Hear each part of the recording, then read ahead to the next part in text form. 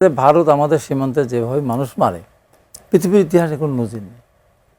এটা অমানবিক একটা ব্যাপার, এটা ভারত প্রতিনিয়ত করে যাচ্ছে।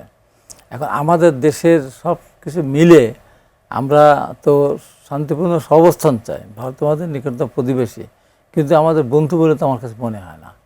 স্বাধীনতা যুদ্ধের সময় আমি ভারতে গিয়েছিলাম, যুদ্ধ করার জন্য ট্রেনিং নিতে গিয়েছিলাম।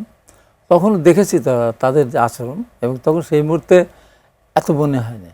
তখন মনে হয় কিছুটা সময় আন্তরিক হয়েছিল।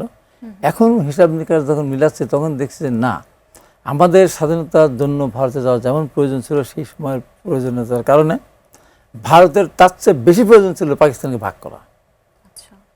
এখন ওদের আচরণে তাই মনে হয়। এই সীমান্তে তাদের যেভাবে আরামে ওরা একেবারে নিশ্চিন্তে আছে, পাকিস্তানের সীমান্তে নিশ্চয়ই ভারত কিন্তু সেই আরামে নেই। কিন্তু আমরা তো আশা করেছিলাম যে একটি নির্বাচন হওয়ার পর যে বৈরী চশমা পরে ভারত আছে সেটির আসলে পরিবর্তন হবে।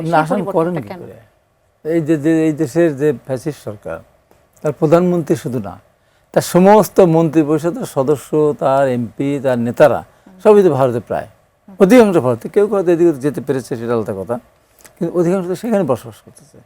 আজকে তারা যে সমস্ত অন্যায় করে গিয়েছে, অধিকাংশ মানুষ বিভিন্নভাবে ঘটনার সাথে জড়িত না। এই যে আমাদের যে এতগুলি প্রায় 1400-1500 যে আমাদের ছাত্রছাত্রী, সাধারণ মানুষ, শিশু শহীদ হলেন, এর পেছনে কারণ না কারণ ওদের তো হাত আছে। হাত না থাকলে কেউ তো নিন্দা জ্ঞাপন করে নেয়।